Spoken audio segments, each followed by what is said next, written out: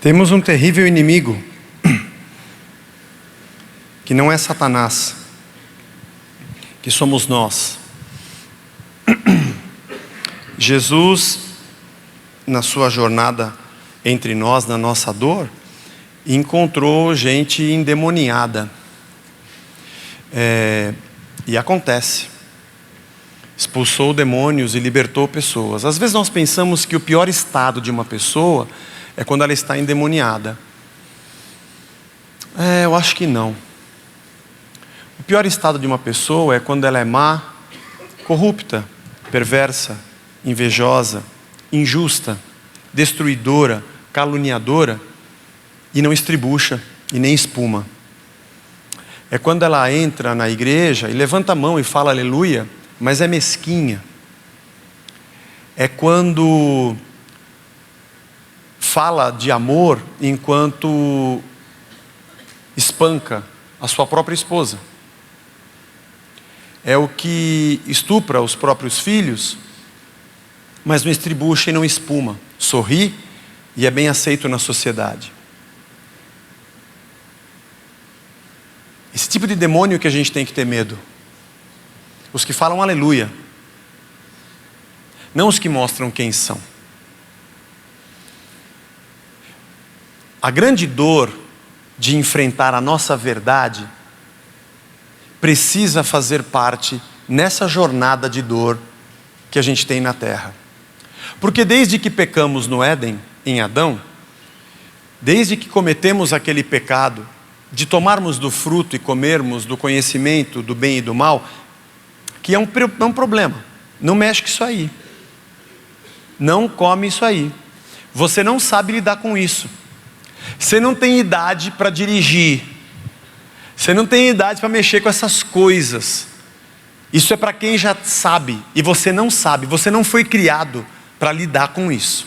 Bom, por isso o mundo se encontra no estado em que se encontra e se degenera e se autodestrói, tanto a terra quanto o gênero humano, que aliás ele é o causador de toda a destruição. E nós, por simplesmente existirmos nesse contexto, já sofremos. Essa é uma dor de existir nesse mundo dentro do estado de pecado. Esse é um mundo que subsiste num estado de iniquidade e pecado, de maldade e de distanciamento de Deus. Fora isso, nós acumulamos outras dores, porque nascemos em pecado e porque somos pecadores, porque a natureza que temos já é pecaminosa e isso já é dor. Por sermos assim, ainda pecamos e continuamos destruindo e sofrendo. A Bíblia diz que Davi foi um homem segundo o coração de Deus. E muita gente pensa que é porque ele derrubou um gigante, que é porque ele foi grande e vencedor nas suas batalhas, ou talvez porque o reino de Israel tenha tido maior expansão ou destaque. Em qualquer outro período não houve nada igual, a não ser na época de Davi.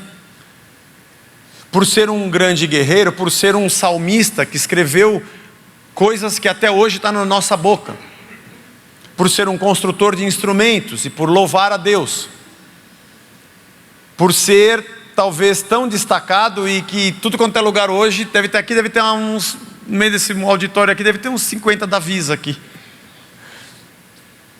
Por tudo que ele representou, a estrela de Davi está na bandeira de Israel. Foi esse cara que pegou a mulher do Urias, enquanto Urias estava na batalha e ele não estava. Foi esse Davi que chamou ela, quando ele viu ela meio assim, com pouca roupa. Sabe, tem a Pocahontas e tem a pouca roupa. Da varanda ele viu ela pouca roupa e falou: traz ela aqui que eu quero conversar com ela. Bom, ele se deitou com ela. Quando ela ficou grávida, ele falou: e agora? Falaram: pior é que a mulher é casada. Bom, menos ruim. Onde está o marido dela? Está na guerra. Aliás, onde o rei deveria estar. porque ele conduzia o povo nas guerras. Mas ao invés de estar na guerra, ele estava ali pegando a mulher do cara que estava na guerra. Aí ele pega e manda vir Urias. Lembra dessa história? Ó, férias para você, hein? Vai para casa agora. Tem aqui, ó, ingresso para assistir Os Vingadores, um voucher para você jantar num restaurante legal, entendeu? E uma noite no, sei lá, Mercury, com champanhe, buquê. Davi acorda de manhã e o cara está dormindo na porta dele. Ele falou, meu, ó, Urias não foi para casa não. Pô, esse cara tem que ir lá transar com a mulher dele para ela pensar que o filho para ele pensar que o filho é dele, pô. Ia nascer um cara baixinho, ruivo, cheio de sarda, que nem Davi. É seu, hein, Urias? Que lindo, hein? Puxou o pai. Eu não sei o que passava na cabeça do Davi, mas ele estava tão entorpecido pela maldade, pelo erro, que ele pensou isso. Mas aí ele chamou Urias, ô cara, você não vai para casa? Ô rei, obrigado, você me deu férias aqui um dia, para você ir lá descansar. Ele falou, não consigo. Não consigo porque meu povo está guerreando, eu não posso ficar com a minha mulher, eu vou dormir aqui na rua. O rei era para estar lá, né? Safado, sem vergonha, vagabundo. Isso é para a mulher do cara. Qual outra ideia mirabolante? É fácil, pô. Pega aí, manda uma carta. Uma carta para o cara que está dirigindo o exército. Ó, seguinte, pega esse cara aqui, Urias, e bota logo na frente para tomar uma flechada e morrer rápido. Enrola a carta, põe na mão dele mesmo. Leva para mim esse recadinho lá. Bonzinhos, Davi, né? Aí quando o cara pega ali, lê, olha para o Urias, olha. Beleza, foi promovido. Aí Urias morre, né? Mas isso não é a única. Ele queria casar com a filha do Saul. E o Saul também não era flor que se cheirasse. Foi ele que tentou matar Davi, porque ficava endemoniado e queria matar o Davi. E ele falou, só casa com a minha filha se trouxer 100 prepúcios de filisteus. Davi entrou em muitas guerras, defendeu o seu povo, defendeu Israel. Como um rei, naquele momento, aquilo também se fazia necessário. Mas ele saiu para matar a gente só para casar com uma mulher. O cara pediu 100 prepúcios de filisteus. Sabe como é que é? Operação de fimose, prepúcio. Não dá para chegar para um filisteu e falar, com licença, poderia remover o vosso prepúcio? Não dá para falar isso para um filisteu. Você vai ter que matar 100 filisteus, tem que matar. E acho que ele era ruim, não devia chegar lá e falar, por favor, vão matar e tirem só o prepúcio. Não foi. Só de raiva do Saul, ele entregava o produto. Eu acho. Você ri porque você não era filisteu.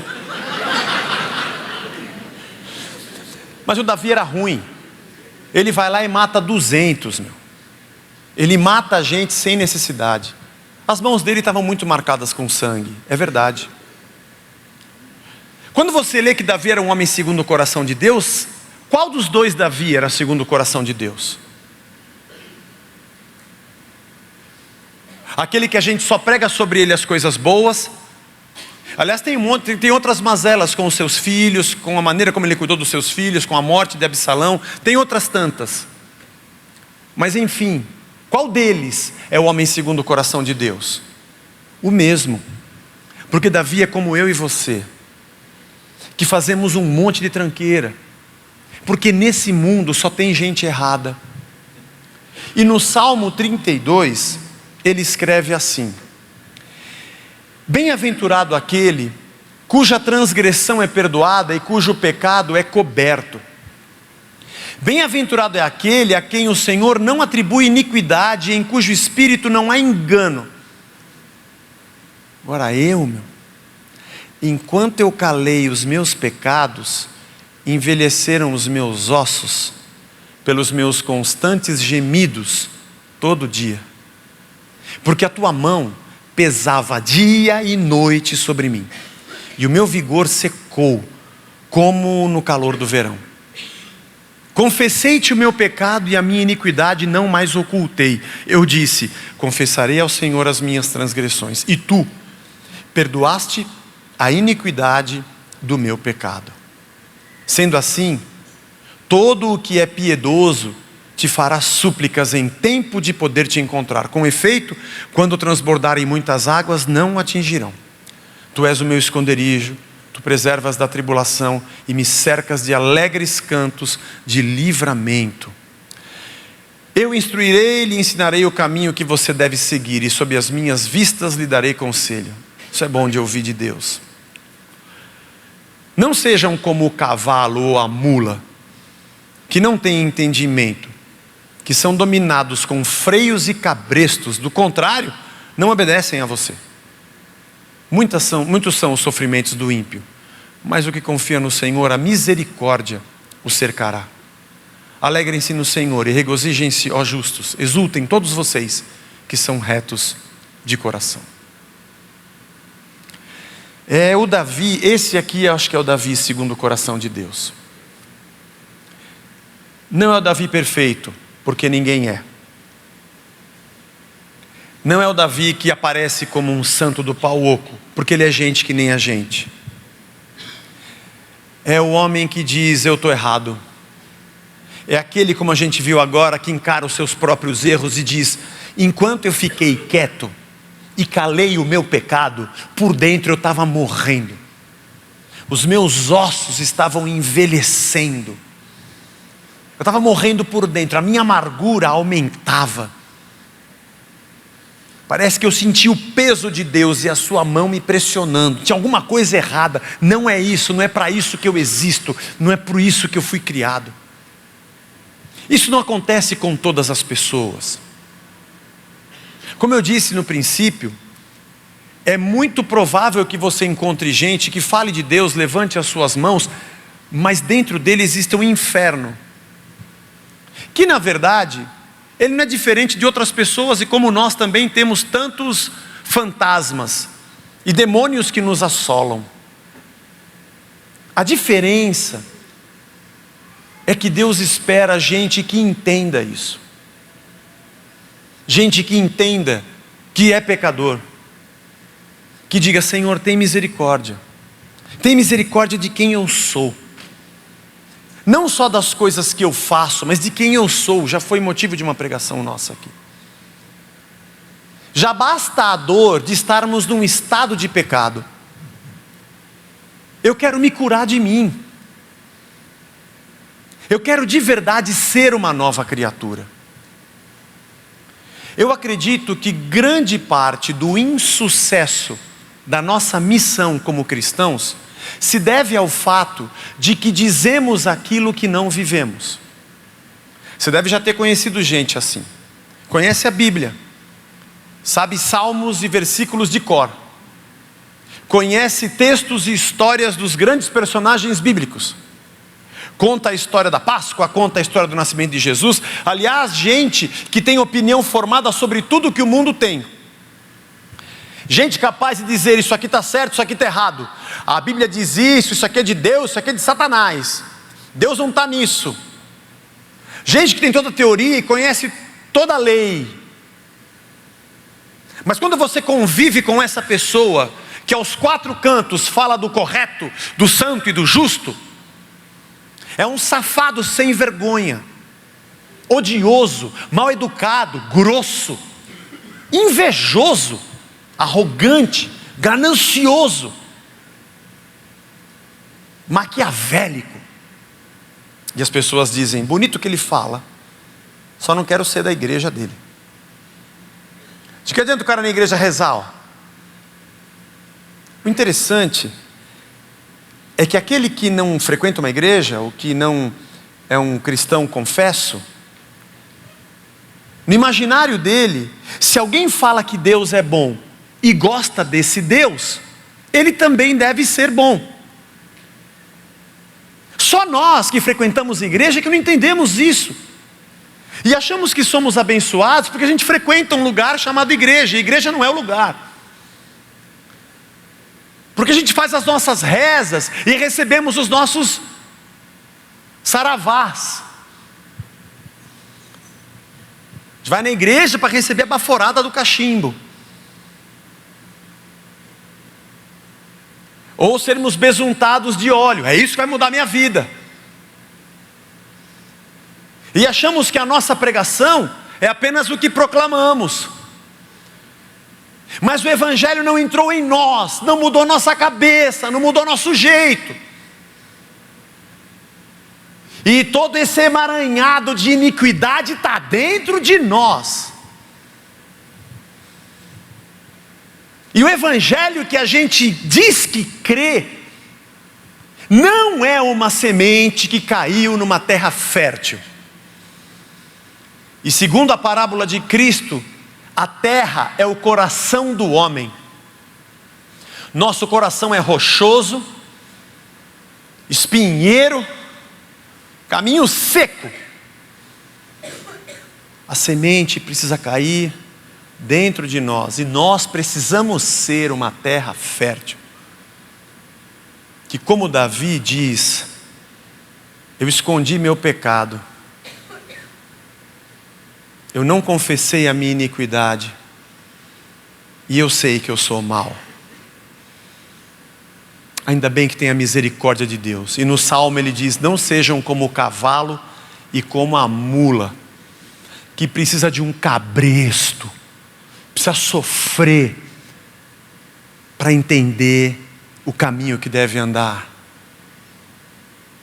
Somos mulas e cavalos, tipo o filho pródigo, que quando teve a ideia, vou pegar minha parte com meu pai, ele não se arrependeu de ter a ideia. Quando ele fez da ideia um ato e disse: pai, eu quero a minha parte da herança, porque o filho tem herança quando o pai morre, mas para mim o senhor já morreu, me dá minha parte que não quero mais você. Isso já era um pecado, mas ele não se arrependeu quando ele falou. E mesmo quando o dia que o pai separou a sua parte e lhe deu, e disse: pode ir embora, e ele pegou, pôs uma sacola e saiu pela porta, ele já estava pecando, mas ele não se arrependeu naquele dia.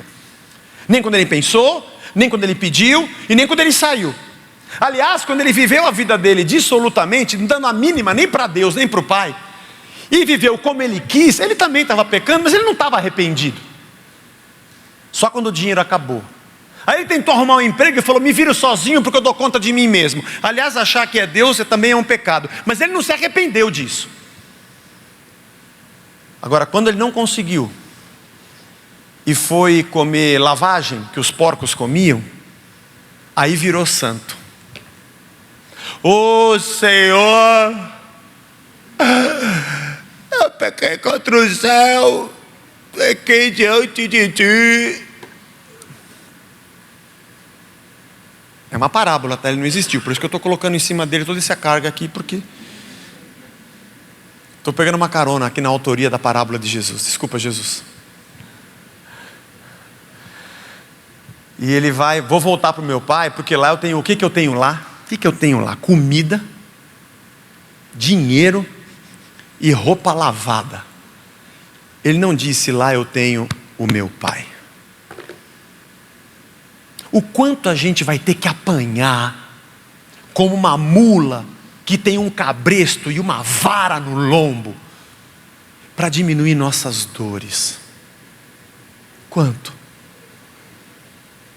A dor de nascermos no pecado já vem desde o Éden. Essa a gente não vai se livrar. O mundo já deu errado, já está escrito, e a gente caminha para o fim. Graças a Deus que tem novo céu, nova terra, nova Jerusalém. Mas as dores que acumulamos ao longo da nossa vida, puxa, a gente pode diminuí-las. Eu quero ler com você 2 Timóteo capítulo 3, versículos 12 e 13. Na verdade, Paulo diz a Timóteo: todos os que querem viver piedosamente em Cristo Jesus serão perseguidos. O mundo não é um lugar para quem ama a Deus.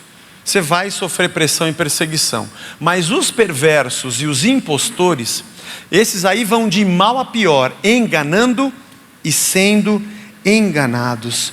Muito interessante esse verbo planal do grego, que ele significa fazer alguém se desviar do caminho, perder-se, vagar, perambular, desencaminhar, conduzir ao erro, induzir ao erro, afastar-se da verdade, no caso de heresias e heréticos, conduzir ao erro, conduzir ao pecado.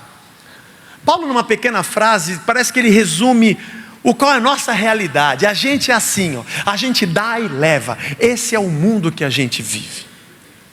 A gente engana e é enganado. A gente bate e apanha. A gente fere e é ferido. A gente trai e é traído. Até entendermos que é chegado o reino dos céus. Até acordarmos da nossa infantilidade de que eu tenho que ajuntar no meu bolso, no meu ventre, no meu sistema nervoso ou no meu aparelho reprodutor. Mais prazer,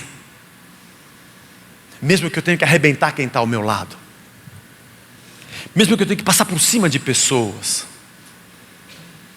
A gente vive num mundo de depressão. Zé, a coisa está difícil, é muita gente em depressão. Você não entendeu. O nosso estado é um estado depressivo. Porque a gente olha para o mundo e fala, não era para ser isso aqui. Não é isso. Não é mesmo. Não é isso que Deus preparou. Esse é o mundo dos homens. Esse é o mundo do pecado. Esse é o mundo depois que a gente colheu do fruto. Mas fora essa dor, a gente continua machucando e sendo machucado. Nós continuamos causando dores. E eu imagino Jesus na sua jornada entre nós. Um irmão vem falar, meu irmão tem uma herança, não quer dividir comigo. Nação contra nação, reino contra reino. O fariseu que entra no templo e fala que é melhor do que o publicano. O religioso que entra na casa das viúvas e devora. Aproveitador, ganancioso. Reis subjugando pessoas, escravizando umas às outras. A sua criação e a sua criatura se matando. Aliás, o próprio Pilatos dizendo para ele, você não sabe que eu posso te soltar, te prender? Ele falou, você não faria isso se não tivesse alguém muito acima de você. Não é você que me mata, nem esse povo, eu vim para me matar. Ele manteve a boa confissão diante de Pôncio Pilatos, diz a Bíblia. Homens que se sentem melhores pelo dinheiro que têm, pela posição em que estão, matando e sendo mortos, ferindo e sendo feridos. Jesus olhou para tudo isso. Esse é um caos. Mas a pregação de hoje, o tema de hoje, falando do que Davi escreveu, de como ele se sentia consigo mesmo. Acho que uma pessoa segundo o coração de Deus é uma pessoa que volta-se para Deus. É a frase de Paulo que diz, miserável homem que sou. O bem que eu quero fazer eu não faço, e a coisa errada que eu não quero, caramba, toda hora eu estou fazendo. Eu esmurro o meu próprio corpo. Quem vai me livrar disso aqui, de mim mesmo? Quem vai me ajudar a vencer a mim mesmo?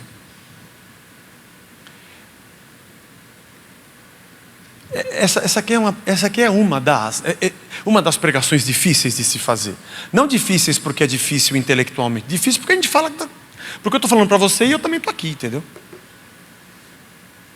O que difere eu de você talvez é porque eu estou um pouco mais alto, aqui. Nós somos tudo gente errada, que precisamos falar, Deus tem misericórdia de nós. Ao longo da nossa vida, quanto mais velho a gente fica, mais a gente acumula erros. Erramos com pessoas, erramos com os nossos filhos, erramos com os nossos pais, erramos com a nossa esposa, erramos com o nosso esposo, erramos como funcionário, erramos como patrão. Pode ser que você não sinta a culpa, porque você está cauterizado, você consegue fazer completamente contrário ao que o reino de Deus diz e você não sente nada. Cuidado, esse estado é perigoso.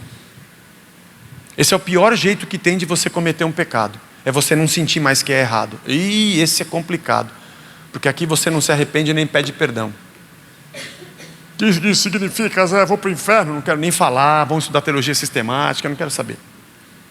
Quero conversar com você que sente que precisa de mudança. Essa é uma pregação difícil de fazer. E imagino também que seja difícil de ouvir. E eu fiquei pensando nessa semana como é que a gente ia falar isso. Eu vou falar da maneira mais fácil que tem, mais rápida, menos dolorosa. Pá! Irmão, você tem que mudar. Você está entendendo? Não dá mais para você ser como você é. Quer dizer, dá, você pode continuar. Até o dia que você perceba que os teus ossos estão envelhecendo. Até o dia que você tiver vergonha de você e falar, por que eu fiz o que eu fiz? E ao longo da sua vida acumulou tantas coisas más. Contra tudo e contra todos. Que você não fez as contas do que você perdia quando você agia segundo a sua iniquidade. Contra você mesmo e contra o teu próximo. E principalmente contra Deus, cujo Espírito habita dentro de você, e precisa fazer com que eu e você nos envergonhemos de quem somos. Essa dor de encarar a nossa verdade é responsável por nos livrar de um monte de outras dores, que são consequência do nosso pecado. A consequência da sua traição, a consequência da sua maldade. Tanto no sentido das consequências naturais que você vê pelo erro que você cometeu, o fruto que você colhe, quanto a consequência da acusação e da culpa que você carrega por nunca ter mudado de direção. Talvez até por estar dentro de um lugar chamado igreja, ou se compreender como parte dela e nunca permitir que esse evangelho mudasse você. Porque não há coisa melhor do que achar um Deus que muda os outros. Senhor, eu estou aqui agora na igreja, quero que o Senhor mude minha sogra, muda minha mulher, Senhor, muda meu marido, muda meus filhos, Senhor, muda meu pai, pelo amor de Deus, muda meu patrão, muda meus funcionários, muda esse carro, Senhor, muda essa cidade, muda esse país. Tudo gira ao meu redor. Como diz Homer Simpson, se a culpa é minha, eu coloco em quem eu quiser. O culpado somos nós. O culpado somos nós. O evangelho veio para mim. Eu não sei o que ele está fazendo em você, irmão, mas eu preciso entender o que ele está fazendo em mim. Ele precisa me colocar de joelhos, para eu ser alguém segundo o que Deus quer. Alguém que quando se encontre com a verdade do reino, diga: eu não sou digno, obrigado pela tua graça, Senhor. Eu sou um pecador.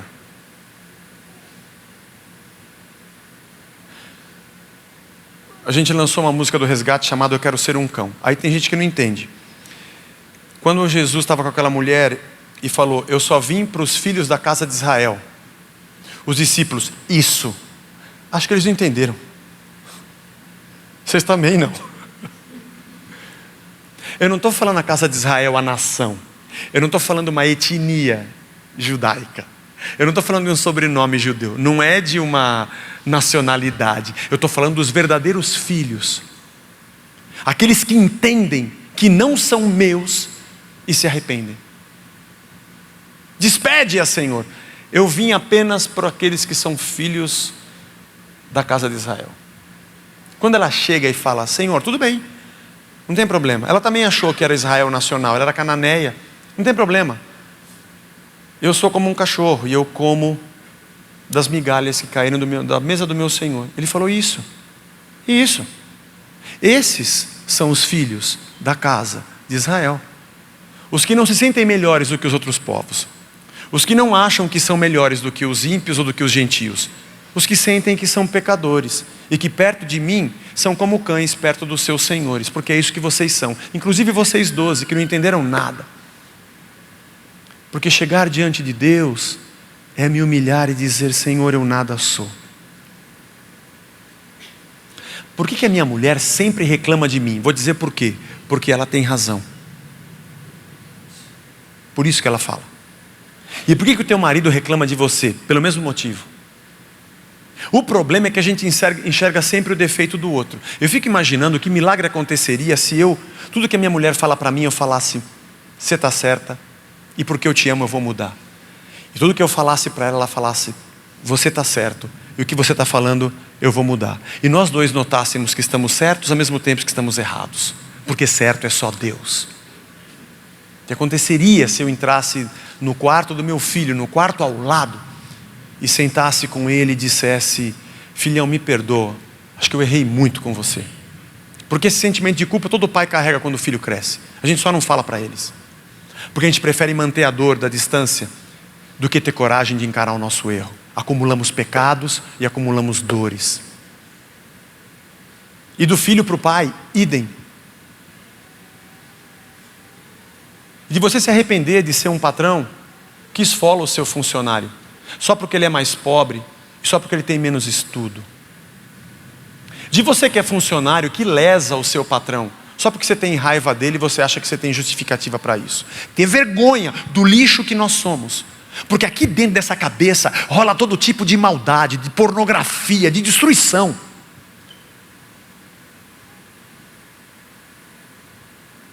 E eu digo isso para vocês, irmãos, dizendo que nós todos como igreja temos que cair de joelhos diante da cruz.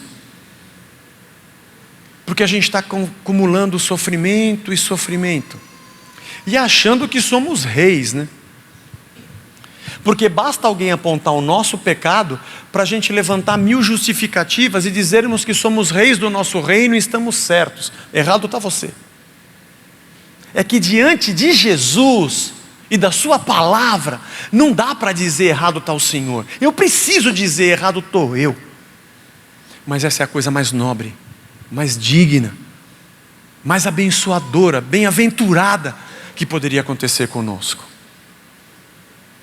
Jogar um balde de água do Alasca, gélida, em cima dessa fervura que é a nossa casa.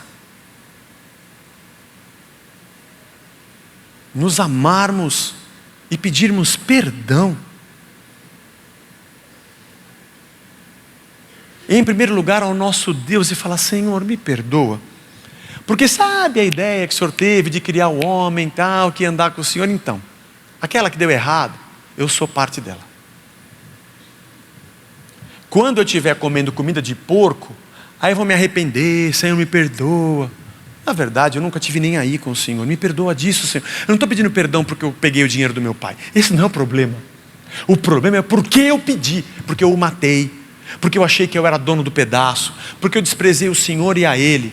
Esse é o meu pecado, porque eu sou orgulhoso, porque eu acho que eu tenho o rei na barriga. Eu não acho, tenho certeza. Eu não tenho o rei na barriga, eu sou o rei.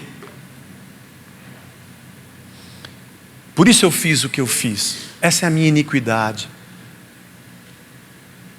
E a gente vai acumulando uma amargura. Um amigo meu disse isso uma vez, e eu sempre brinco de fazer uma camiseta, acho que vai vender, ela vai vender muito. Escrito assim, ó: nunca nada tá bom.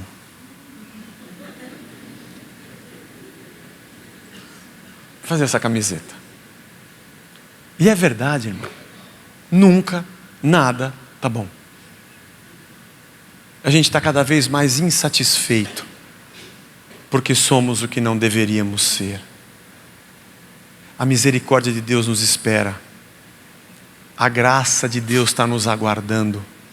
O favor de Deus está soprando sobre nós. Quem tem ouvidos para ouvir, ouça. Filho meu, dá-me o teu coração. Eu converto o coração dos pais aos filhos e dos filhos aos pais. A maridos, morram pelas suas mulheres. Amem a elas como Cristo amou a igreja. E mulheres, se entreguem aos seus maridos como a igreja se entrega a Cristo. Baixa a sua guarda. Vamos nos arrepender do nosso pecado e dos outros demônios que estão aqui dentro, ó, com toda a maldade que a gente tem, que a gente não fala. Se um dia inventarem um eletrodo que coloca no cérebro da gente e coloca as imagens da história do que já passou na nossa cabeça, tomara que não invente, porque Deus vai falar: pô, esquece o negócio de salvação, esquece. Brincadeira. Para você saber como Deus nos ama, porque Ele faz isso. Porque Ele sabe toda essa história, mesmo que não tenha um eletrodo. Aliás, Ele sabe da maldade que vai passar na minha cabeça amanhã, que eu não sei, e já morreu por isso. Porque Ele nos ama. Esse é um tipo de dor que dá para a gente diminuir.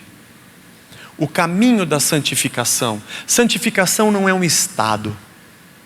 Santidade não é um lugar que eu alcanço e falo: pronto, fiquei santo. Não. A santidade é a decisão de andar num caminho onde todo dia eu vou estar tirando coisas, sujeiras.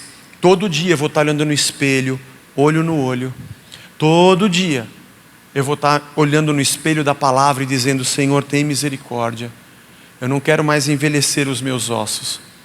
No metro quadrado que eu pisar, sabe aquele reino vindouro para onde a gente vai, perfeito? Ele não chegou ainda, mas já é possível viver o prenúncio dele aqui, com o meu comportamento.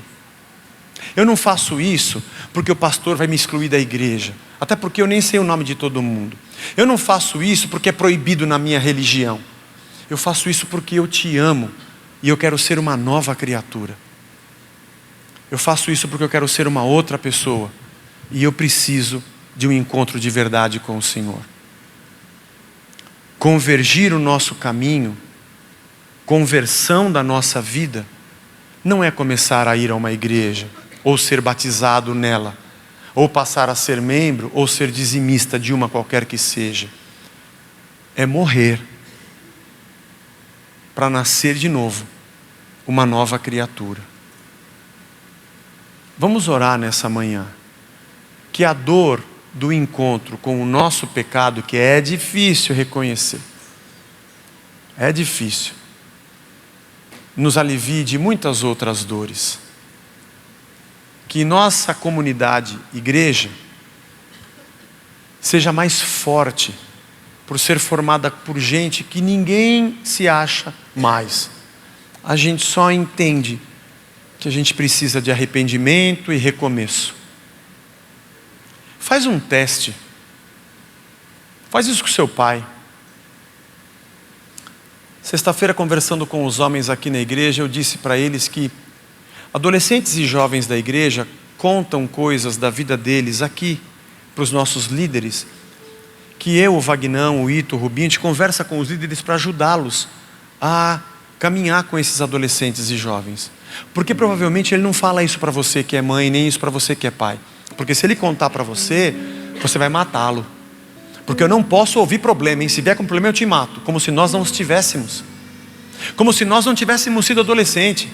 Como se a gente não tivesse pisado na bola um monte de vezes na vida. Somos os donos da verdade em cima do nosso patamar divino e ficamos julgando lá do Olimpo aqueles que são meros pecadores humanos. E nossos filhos se incluem nisso.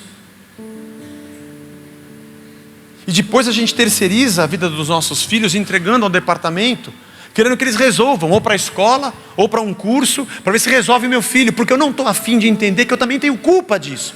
Porque ele nasceu como se ele fosse um conjunto vazio, não tinha nada na cabeça. O jeito que eu trato a minha mulher é o jeito que meu filho cresce amargurado. O jeito que eu trato meu esposo é o jeito que ele aprende que assim é vida. É o caos da minha casa que forma a dor que ele carrega. Eu não tenho coragem de falar: filho, me perdoa, mulher, me perdoa, marido, me perdoa, Jesus nos perdoa. Porque ele veio com essa fala de prenúncio de João Batista: arrependei-vos, muda a cabeça e muda a programação do cérebro, porque chegou o reino de Deus, e a gente não cabe nele, a não ser que a gente mude a nossa cognição, a maneira que a gente entende quem nós somos, e a gente diga: Jesus, eu quero nascer de novo. Só os que morrem é que são dele. Deus tenha misericórdia de nós. Mas a gente tem uma chance tão boa de sermos gente da paz, pacificadores, promotores do shalom. Que a nossa missão tenha sentido nessa terra, que nós sejamos felizes, ao invés de termos os nossos ossos envelhecendo, e dizermos: Senhor, obrigado, como o Senhor é bom. Minha cabeça é muito dura, mas o Senhor é bom. Se talvez, e eu encerro com essa, se talvez você precisa consertar coisas e você não sabe como começar, ou talvez você vai ter alguns diálogos que são muito difíceis de encarar, que você não sabe nem se deve fazê-lo ou não, mas você quer uma ajuda para isso, procura a gente. Fala comigo, fala com o Vagnão, fala com o Ito, fala com o Pedro, fala com o Rubinho. Fala: me ajuda. Porque a gente quer ser igreja e dizer: Jesus, tem misericórdia de nós. E uma coisa eu tenho como certa: para tudo nessa vida a gente tem a graça de Deus.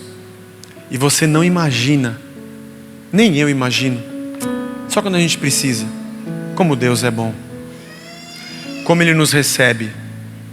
Talvez como aquela mulher pecadora que ia ser apedrejada, e todo mundo jogou a pedra fora, e Jesus falou para ela: mas ninguém te apedrejou? Não. Ninguém te condenou? Não. E ele falou: não, nem eu. Eu também não te condeno. Levanta, sacode a poeira, dá a volta por cima, Começa de novo. Mas não vai cair de novo nessa. Pô, segue a vida, mas foge disso. Mas aqui você tem recomeço. Nele a gente pode recomeçar. Vamos ficar de pé, vamos orar.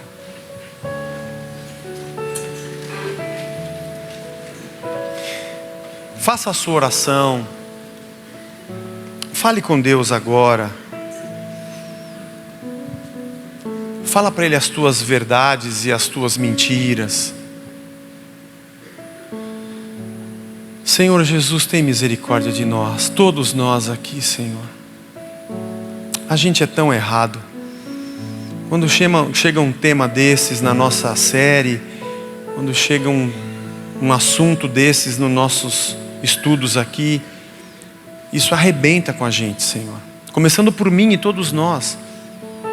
Nós somos tão cheios de nós mesmos. Nós estamos tão seguros de que sabemos tudo. E estamos acumulando dores.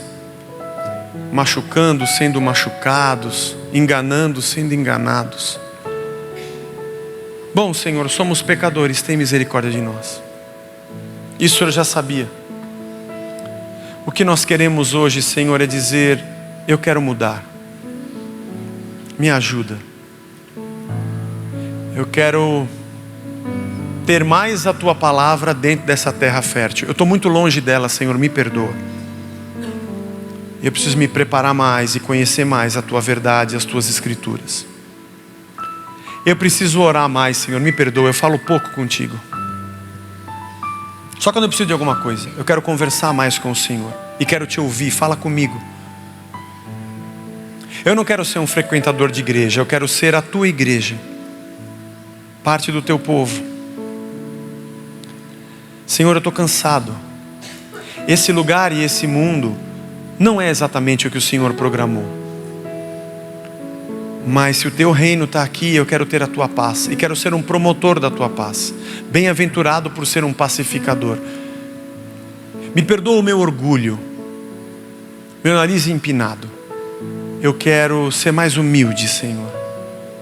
Agora eu estou pedindo perdão ao Senhor, mas eu também quero pedir para aqueles que eu tenho ofendido, aqueles que eu tenho magoado.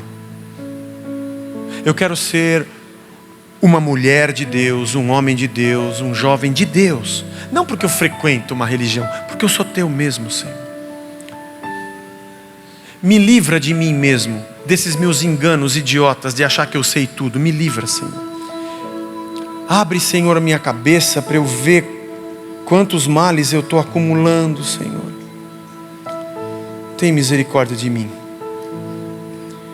Traz paz dentro da nossa casa, nas nossas relações. Faz desse ambiente que a gente tem, a Tua igreja, que é a nossa comunidade, a nossa comunhão, um lugar de gente humilde e sincera. Gente pronta para se arrepender, pronta para perdoar, que demora para se irar, que é humilde e reconhece os seus defeitos.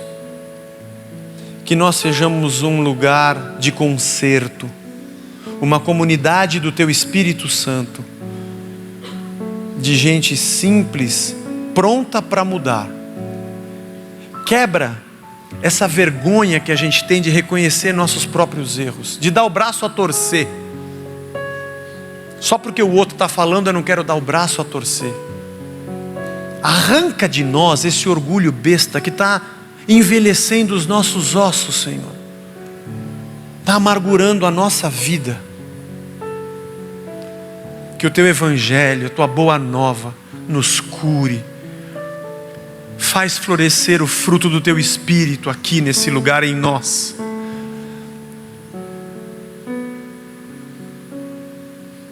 Nós somos os ramos de Jesus, a nossa videira verdadeira. Hoje, Senhor, o Senhor está podando e cortando algumas coisas. Isso é doloroso, mas é para que a gente cresça e dê mais fruto. Então, Senhor, abraça a cada um de nós aqui nessa manhã com o Teu perdão e com a Tua misericórdia. E essas coisas não fiquem aqui dentro, Senhor. elas nos acompanhem no lugar mais importante do que aqui dentro, muito mais, que é quando a gente passa por aquela porta. Levar isso aqui para minha esposa, para o meu esposo, para os meus filhos, para os meus pais, para o meu ambiente de trabalho. E vai ser difícil, porque vão ser contrários, vão dizer que eu estou sendo hipócrita, mas me faz vencer essa arrebentação e prosseguir, semeando a tua verdade, ao mesmo tempo que o Senhor nos perdoa e nos dá uma nova chance. Para alguns a semana está começando hoje, para outros amanhã é o primeiro dia de trabalho da semana. Nos abençoa, Senhor, nos reveste do teu amor, da tua força para enfrentarmos coisas difíceis do nosso dia a dia. Abençoa a nossa semana de trabalho, guarda o nosso coração e nos ajuda, Senhor, a sermos novas criaturas. E obrigado pela tua palavra que nos fere, mas nos cura. Por isso que nós te amamos, porque o Senhor, como um pai, nos repreende, nos educa, e nós podemos nos abrigar debaixo das tuas asas, estamos seguros. Obrigado pelo dia que o Senhor nos deu, por essa reunião. Abençoa o nosso domingo com a nossa família, nosso almoço, nosso dia de descanso, e traz a gente de volta na próxima semana, para de novo a gente te adorar, te bendizer na nossa ceia e glorificarmos o teu nome. A ti seja toda a honra e toda a glória para sempre, em nome de Jesus, amém, amém. Deus nos abençoe. Dê um abraço forte aí no seu irmão, deseja a ele uma boa semana. Você que nos acompanhou também pela internet, uma boa semana para você, até o próximo domingo.